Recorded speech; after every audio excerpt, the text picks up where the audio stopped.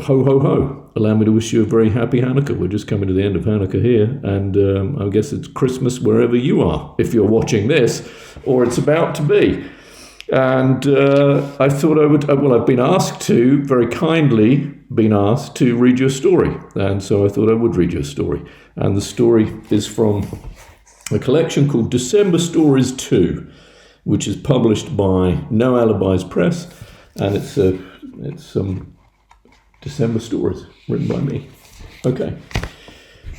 This is a story called Clearance. The department store is closed. It's not that happy a story, I have to say. If you're looking for uplift, you might want to look at one of the other Advent stories here. The department store is it's a sad story. Let me reiterate that at the very beginning.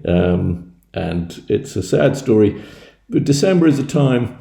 It's a dark time of year when we converse with ghosts and with ourselves and with our former selves, and I suppose this is what this story is about. It's called Clearance. Let's start again. The department store is closing down.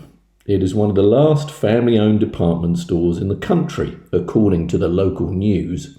They are having a final clearance sale. I can remember going with my mother to the department store when I was young. We'd go a few times a year. Christmas, Easter, Whitsun. Whatever happened to Whitsun? Whitsun and summer. It used to be a big outing, going to the department store. It was a day trip. We used to wear our Sunday best. We could never have afforded any of the clothes, but Mother liked to try on the dresses, and I would sit and watch her looking at herself in the mirrors. It was like being a princess in a palace, preparing for the ball. We'd always have a slice of cake in the restaurant, which was all gilt and mirrors, so you could watch yourself eat in luxury. And every time, just at the moment we were leaving, Mother would glance back and would go to the makeup counter again on the ground floor, which is where we started every trip, and she would buy herself a lipstick as a souvenir, a last-minute treat, before the coach turned back into the pumpkin. When I eventually got married and moved away, it was where we'd go together when I came back home to visit, and always the same routine. The dresses, the cake, the lipstick. It grew shabbier over time, the department store. There were fewer and fewer customers, and the customers that remained were older and shabbier. There was no longer a greeter at the door. There was no longer the man who worked the lifts.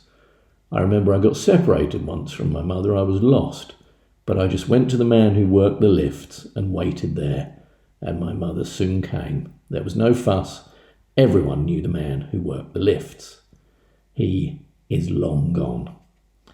And of course they got rid of the old restaurant with its gilt and mirrors where you could watch yourself eat in luxury, and they put in a self-service cafeteria, and then eventually it was just a coffee shop franchise. And then my mother died. So there was no need for me ever to visit the department store again.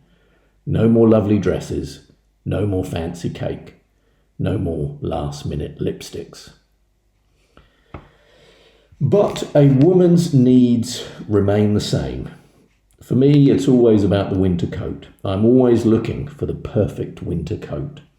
I had the perfect winter coat when I was a child, second-hand, a beautiful red-belted overcoat of a kind you never see now. And then when I was in my teens, I had my boyfriend's parka, which had a hood and which was nice and warm and which reached down to my knee below the miniskirt. That was a perfect winter coat, but nothing since then, not for a very long time. Every year I look online. You can buy everything online now, but not the perfect winter coat. I buy coats online and then have to return them. They are never right. A couple of years ago, I got one of those thin padded coats, the ones which are designed to be worn under your actual coat, which are okay, but which don't really solve the problem because you've still got to have an actual winter coat. The padded coat has become my actual winter coat. My husband says it reminds him of a duvet. My husband isn't interested in shopping for a winter coat, and the children have long gone and are living their own lives. And then I saw on the local news that the department store was closing. I thought I might find my perfect winter coat there. Even though it's coming up to Christmas, and even though it is the clearance sale, it is eerily quiet. The makeup counters are no longer on the ground floor. They have all been stripped out. It's all sale items now, gift sets, chutneys, novelties and games. The lift and the escalator are both out of order, so I go up the stairs. I can remember holding my mother's hand when I was a child, running my hand along the banister. It was cool to the touch. And there on the first floor are the winter coats. I go through them all carefully, one by one. There's maybe one that might do, a classic-looking Crombie in my size. It is the most expensive among them, too expensive. I imagine it making me look a little bit French, sophisticated, special. I go into the changing rooms. There's no one around. I just go in. There's only me there, no one else. And I go into one of the cubicles. There is not a sound. And then I hear someone trying on some clothes in the cubicle next door. I can't work out how they've got there. No one has come in, no one's gone out. But there is definitely someone in there. "Darling," she says, "what do you think? Come and have a look and tell me what you think." And she's there looking at herself in the mirror. "Would you mind?" she says. "Can you reach?" And I zip her up.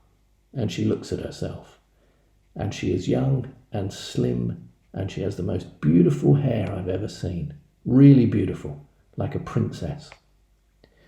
And she smooths down the dress. "What do you think?" she says. "It's beautiful," I say.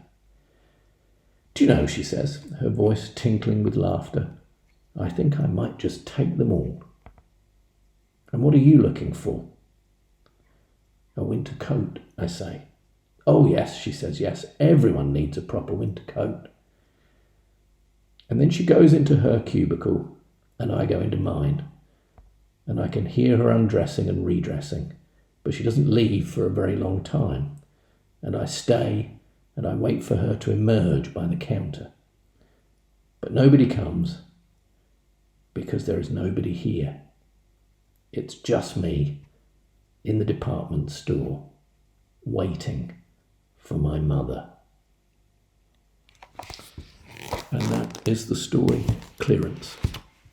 And I would like to wish you a very, very happy Christmas.